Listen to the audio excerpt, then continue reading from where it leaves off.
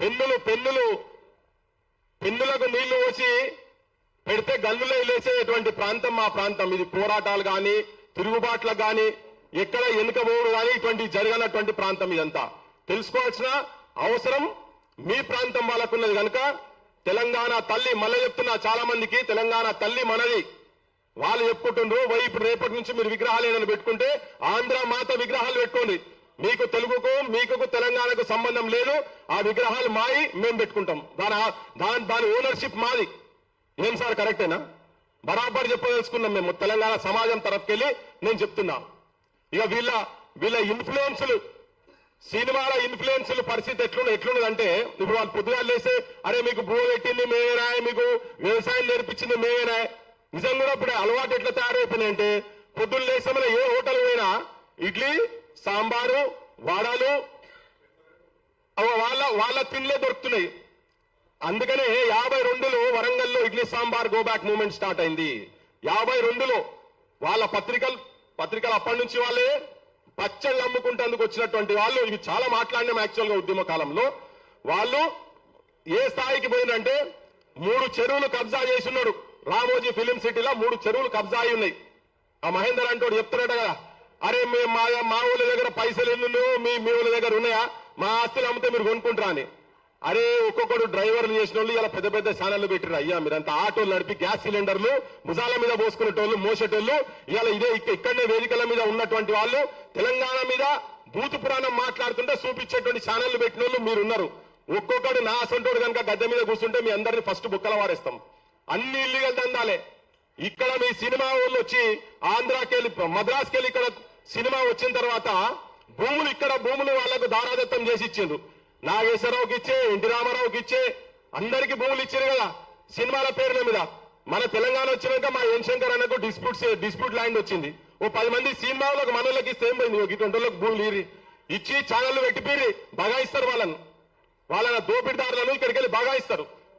ఇంకా ఏళ్ళు అవసరం లేదు. ఇక్కడ ఉన్న వాళ్ళ దానివల్ల మెయిన్ స్ట్రీమ్ ఛానల్ ఏమైనా ఉన్నాయా? ఆంధ్ర ఛానల్ ఒక్కటనే ఉన్నదా? ఒకటనే ఉండదు. ఒక్క ఛానల్ ఉండదు, బరాబర్ ఉండదు.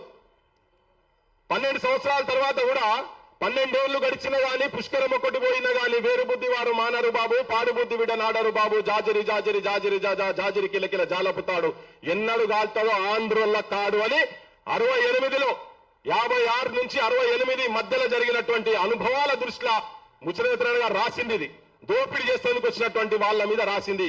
ఇవాళ తెలంగాణ మన రాష్ట్రం వచ్చిన తర్వాత కూడా మన దగ్గర కూర్చొని మనం ఇటువంటి మాటలు, బూతు మాటలు, అడ్డమైన బూతులు, మన అమ్మలను వదిలిపెడతలేరు, మన అక్కజలను వదిలిపెడతలేరు, భార్యలను వదిలిపెడతలేరు. అది ఎప్పుడు మన పాలనలో, తెలంగాణ పాలనలో ఉన్న తర్వాత కూడా ఒక్కనన్న అరెస్ట్ చేసిండ్రా? వీళ్ళు పోయి తిరిగిండ్రు, పోలీస్ స్టేషన్ల చుట్టూ పోయి తిరిగిండ్రు. ఆడపిల్లలు బట్టలు లేకుండా చేసినట్టు చేసి బొమ్మలు పెడుతున్నారు. ఇది అవమానం. మన తెలంగాణ రాష్ట్రంలో ఒక్క మంత్రి మాట్లాడాడు, ఒక్క ఎమ్మెల్యే మాట్లాడారు.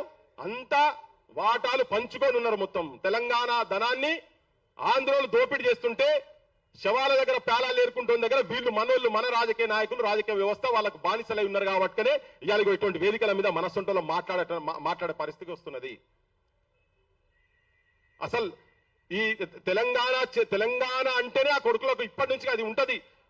మన పాలన మన చేతులలో వచ్చే వరకు నిజమైన వాళ్ళ చేతులలో. ఇప్పుడు పవన్ కళ్యాణ్ అన్న దాంట్లో తప్పలేదు. కాంట్రాక్టర్ మీవాడు అంటే మేఘా కృష్ణారెడ్డి ఎంకరేజ్ చేసింది ఎవరు? మనోళ్ళే కదా. దోపిడీ చేయనిస్తేందుకు మనమే ఇచ్చిన అవకాశం. మనోళ్ళు ఎందుకు ఇక్కడ వాళ్ళు ఎందుకు కాంట్రాక్టర్లు కాలేకపోయినారు? సత్తా లేదా? మనోళ్ళు పోయి ఎక్కడెక్కడో కూడా చేస్తున్నారు కదా. ఇలా నారాయణలు, శ్రీ చైతన్యాలు వచ్చిన తర్వాత ఇంకా మన బడులు బంద్ అవుతున్నాయి. పోయిన 10 సంవత్సరాల్లో అదే జరిగింది, ఇప్పుడు అదే జరుగుతున్నది. ఇంకా ఆయన బహిరంగంగా 23,000 బడులు బంద్ చేసి పడేస్తా అంటున్నాడు. 25 లక్షల ఎకరాలు తెలంగాణ భూములు అన్యాక్రాంతం అయిపోయినాయి. ఎక్కడ పోయినాయి? బయటికి తీయాలనా లేదా? తెలంగాణ వచ్చిన తర్వాత ధరణిలో తేలినటువంటివి గుడుల భూములు పోయినాయి, అటవీ భూమి పోయింది. ఇలా ఆంధ్రోళ్ళు మనోళ్ళు కలిసి ఉన్నారు రాజకీయ నాయకత్వం పైన. ఇక్కడ వీళ్ళకు కూడా ఏంటంటే నేను కొన్ని రాజకీయ పార్టీలకు మీ వైఖరులు, మీ స్టాండ్లు చేంజ్ చేసుకోవాల్సిన అవసరం ఉన్నది. మైత్రివనం దగ్గర ఇప్పుడు ఇవాళ వచ్చి కొంతమంది మాట్లాడుతున్నారు బయటకు వచ్చి. ఇప్పుడు అంటున్నారు మాట్లాడితే ఇదంతా ఒక రాజకీయ పార్టీకి రేపు ఉపయోగపడేటందుకు చేస్తున్నారని. కాదు, మా అస్తిత్వం గురించి మాట్లాడుతున్నాం. మా ఆత్మగౌరవాన్ని బలి ఇయ్యలేక మేము మాట్లాడుతున్నాము. మేము వాళ్ళ మీద కూడా మాట్లాడుతున్నాం. మైత్రివనం జూబ్లీ హిల్స్ ఎలక్షన్లల్లా రేవంత్ రెడ్డి ఉపన్యాసం ఇచ్చుకుంటూ దంచిండు.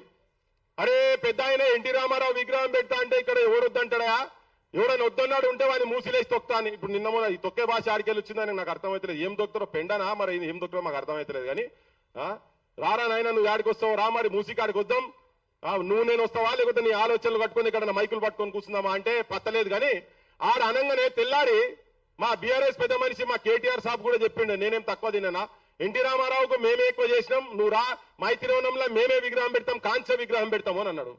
ఈ అన్న తర్వాత నువ్వు ఎవరికి అవకాశం ఇచ్చినట్టు ఇక్కడ నీ పార్టీ బీఆర్ఎస్ చేసేస్తేవి అయిపోయి మా బోటలో మాటలు మాట్లాడినా కానీ నువ్వు అవుట్ రైట్ గా ఇంకా పెడతావు. ఎన్ని పెడతావు? మేము ప్రభాకర్ రెడ్డి విగ్రహం అన్నాం, ఏడబెట్టిరావు. పైడి జయరాజన్నం ఏది? ఆఖరికి మంచో చెడో మా శ్రీనారాయణ రెడ్డి దాన్ని పెట్టినావా? లేదు. మా సుక్క సత్తయ్య కొన్ని వేల ప్రోగ్రాంలు ఇచ్చిండు, ఆయన విగ్రహం పెడతారా? పెట్టరు. మీరందరూ కలిసి ఉన్నారు పైన.